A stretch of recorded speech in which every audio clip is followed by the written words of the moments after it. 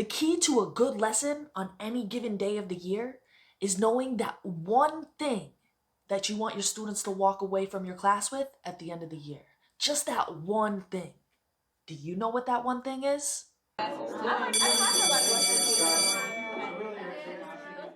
Hello, all those beautiful faces. How we doing? How we doing? Stephanie checking in with another episode of Class Disruption.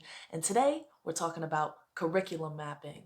But before we get into it, I need you to do all that good YouTube stuff. Smash that like button. If you're new here, I love your beautiful face. Hit that subscribe button and that bell so you can get notified every time I drop a video. And let us know in those comments down below, where are you checking in from? But the most important thing that you could do is share this video so we can spread the disruption to a class near you. So this is the first video of a 3-part series that I'm doing on lesson planning. And I want to do this because I've been noticing that a video that I published back in February has been getting a lot of views. People have been asking me some questions about it. So now that I've been making videos for this past year, I'm way better at it. I'm going to do a much better job, make it more concise, and definitely answer some of those questions that people have been asking me. So in this first video, we're going to talk about curriculum mapping, right? Planning the outline for your whole year. And then in the second video, we'll talk about doing a unit plan. And then in the third video, we'll talk about a lesson plan, one single lesson. I will be basing these videos on what I'm currently doing right now, and we are in the time of online learning, so all materials are made for that, because in New York City, we're doing that blended model. I have some kids who are fully remote, some kids who are coming in, and so I need to have it all online for them, accessible to everyone, no matter what their situation is. That being said, this same approach and process can be used for designing an in-person lesson as well. Similarly, I'm in New York City, and I teach 10th grade global history. So there are specific aspects of what I'll be presenting that I need to do that way because of the New York State global history scope and sequence, or things that are specific to my school or even to my own teaching style. But again, you can use this process and approach to develop a lesson with whatever the specifics are for your state, your school, or your specific style. You should know that my approach is strongly based on the backwards design model, something that I learned all the theory about when I was in grad school. And if you are interested in that, I will link it in the description down below. But today is all about application, making it quick and easy and accessible and applicable right away into your practice. That being said, the one thing that you really need to focus on, no matter what stage of the planning process you are at, is what is that one thing, just that one thing that you want the kids to walk away with? Whether your time frame is at the end of the year, like we're going to be focusing on today with our curriculum mapping, whether it's by the end of the unit, which we'll do in video 2, or whether it's by the end of that lesson, which we will focus on when we're doing the individual lesson planning. And along with that, you have to be thinking, how will I know that they know that thing? All right, so that's the main focus. What is that one thing I want my students to know, and how will I know that they know it, right? That assessment piece. And that is why it is so important to start with a curriculum map. And at the beginning of my career, I definitely relied heavily on what the state gave us, what came from the textbooks, what came from an organization like New Visions, who works with the New York City Public Schools. They have their own charter network, and they give basically free curriculum out. So I was relying very heavily on those. But now I'm at that stage of my career, and I really think that I could have started doing this before. And I would encourage you, even if you're a first-year teacher, don't just simply rely on those pre-made up ones, kind of like I did. Take your time and make your own curriculum map. Because what a curriculum map does is it gives you that outline for the year. It lets you know where you are going. So you're not just kind of doing, oh, this is a lesson on this and that thing. You know, they need to learn all these things. You want to make it cohesive. You want to make them not only build on each other, but spiral around, right? Really getting that 3D, all those different dynamics to make it authentic and relatable and useful to your students, while at the same time making sure you are hitting all those like state standards that you're supposed to have, or that special writing program that your school does, or just something that you yourself are trying to bring into class. We want to have that all lined up and be very intentional with the direction that we are taking it in. And you can't do that unless you really map it out. So to keep track of all my different moving parts, I use an Excel sheet like this. You can see along the left side here, I have my marking periods. So my school happens to split things into 8 marking periods. I know that seems like a lot, but the reason that we do that is this way our kids don't procrastinate as much. Instead of just having, a single term and having a progress report in between, and then the kids just procrastinate basically until December. Every month we're keeping on them, making sure they're keeping up with the work, and it also gives kids a chance to reset, so they are not just like, oh well, I already failed this term, so I'll just wait another 3 months until I start doing anything. So that's a little bit of the philosophy behind that. I also like it because there's 8 terms. I have 8 different units I need to get to according to the New York State curriculum. And so along the top, you can see I have all those different aspects that I want to include or keep in mind while I'm planning. So I'm editing this video and I wanted to include one more thing here. I did not just jump straight to this Excel sheet.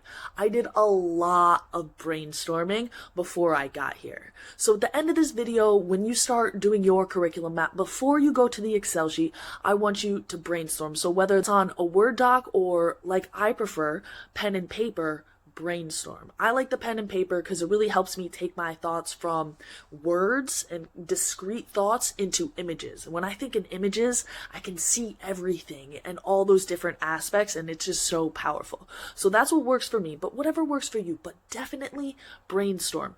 Just throw out there all those different things that you might want to include an aspect of in any single lesson. So you're going to see all those different things for me. I want you to think about what are those different things for you.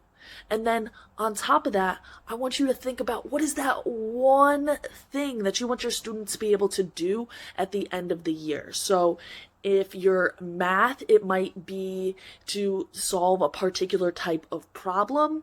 If you're in English, it might be to read a certain book or write a certain type of essay.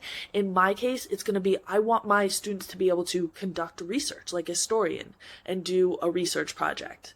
And so that is what I'm building my students up to all throughout the year. So I want you to think about, again, all those different parts, but then at the end, I want you to have that one sentence or phrase summarizing what you want your students to be able to do by the end of the year. So you know at each step along the way how you're building them up to do that.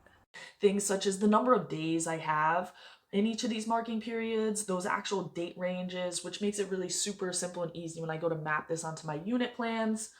Down here, this is something specific to my school. We have different pillars that we focus on throughout the year and just like bring that into our school culture. So choice and purpose and fearlessness. And again, something I want to keep in mind as I'm planning in those time periods.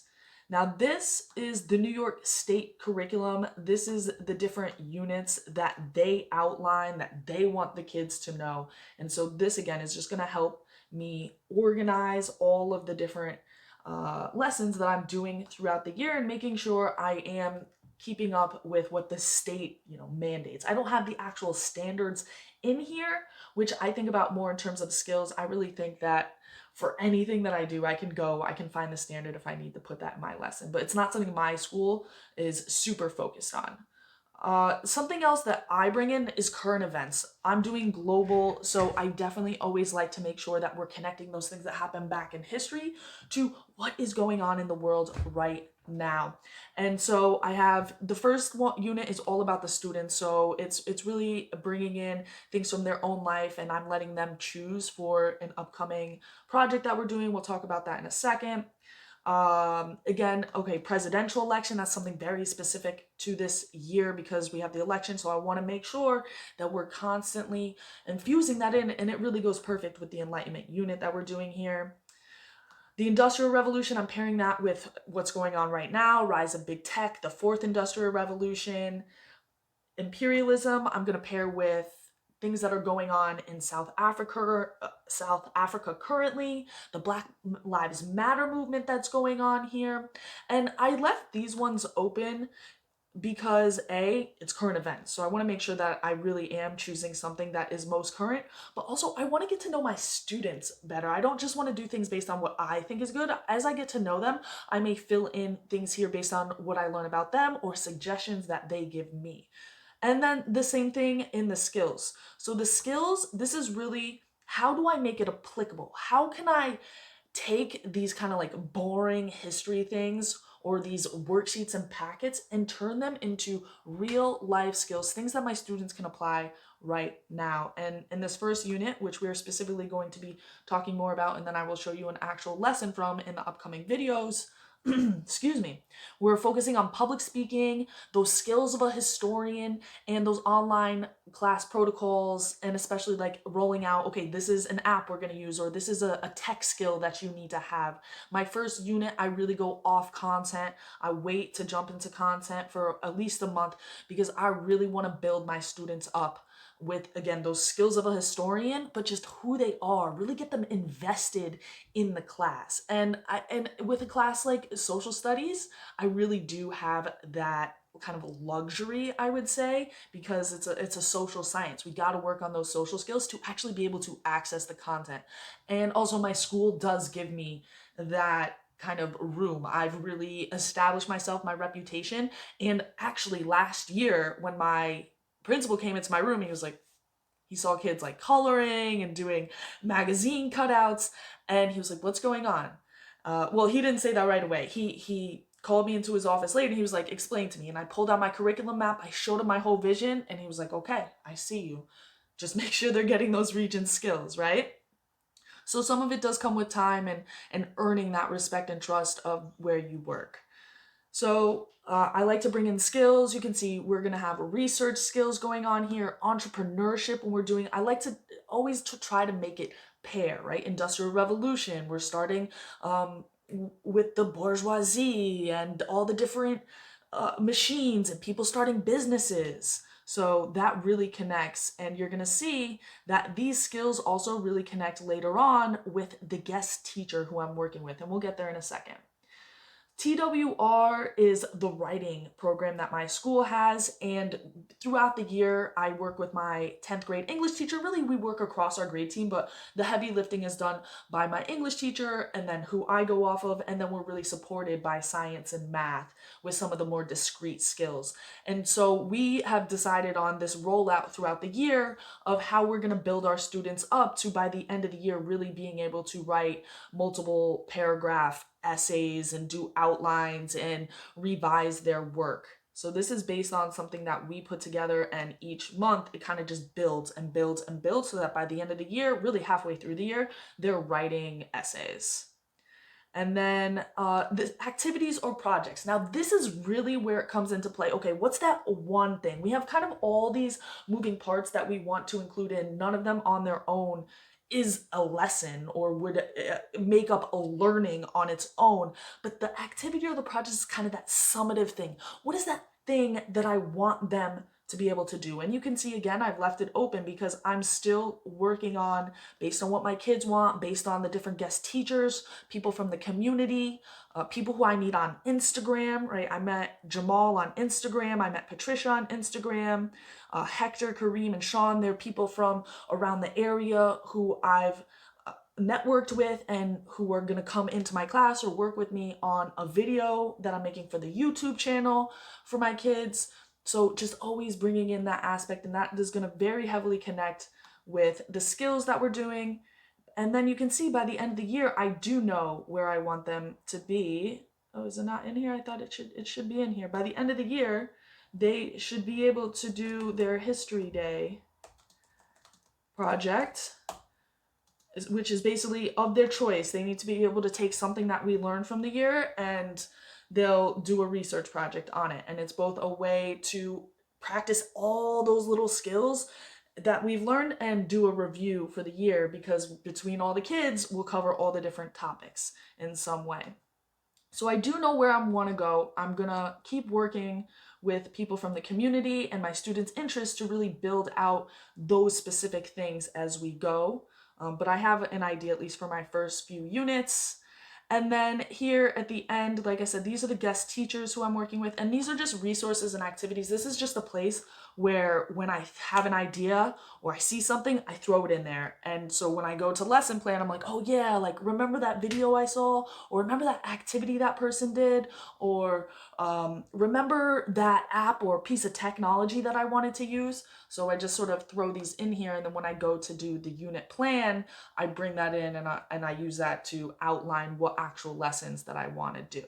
So that's what my curriculum map looks like. And like I said, even though there are things in there that are very specific to New York State or to my school or to my own personal practice, the approach and the outline is something I believe can be adapted to any state, any school, any person's style. Because all it really is your timeline along the side, whether you break that up into marking periods, terms, by months, and then across the top are the different aspects that I want to make sure that I'm including in some way throughout the year, so that they both build on each other, right, up to those more complex skills by the end, and also spiral through each other, right? So that one concept, you brought it up at the beginning, and then all of a sudden, a couple months later, once you've built them up in these other areas, it spirals back in and it ups that complexity again. So while there are all of these moving parts to really make a lesson that is dynamic and that is authentic, you're not just passing out packets, you need to have all of these different parts to it. But in order from all these different moving parts to pull out that one thing that you want the kids to walk away with, you really have to see it and see how it fits together. Let me know in those comments down below if you have any questions about creating a curriculum map. This is certainly not the end-all be-all. It is what I have developed and honed over the past 7 years of my practice, and really in the last 2, by not just relying on the ones that are pre-made by the state or by other organizations that are developing curriculum, and doing it myself. It has not only given me more ownership, it's giving me more direction. So whether you've been teaching, for 7 years, or for 15 years, or however many years, or you're a brand new teacher, I highly, highly suggest doing this if you haven't been doing it, taking another look at how you're doing it, and just really be intentional with this process of curriculum mapping. Because if you don't know where you're going, it really just makes a bunch of individual lessons, and then at the end of the week, you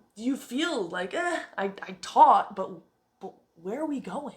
And that's not a great feeling to have as a teacher. You really need to have that backbone, that thing that you can come back to when you need those reminders of what your why is. Where are we going? What is the purpose of doing this? So always, always, always, always simplify it and ask yourself, what is that one thing, just one, that I want my students to walk away with, and how will I know that they know that thing? So that's all I got for this video. I need you to do all that good YouTube stuff. Like, subscribe if you're new here, hit that bell. I love that beautiful face. Also, I'd love it if you checked out my other YouTube channel that I do for my kids, or just geared towards people who want videos or resources to support them in their history class. It's geared towards high schoolers, but it could use for middle schoolers as well. So check that out over at Making History with Miss Edmonds. And until next time, stay foolish, y'all.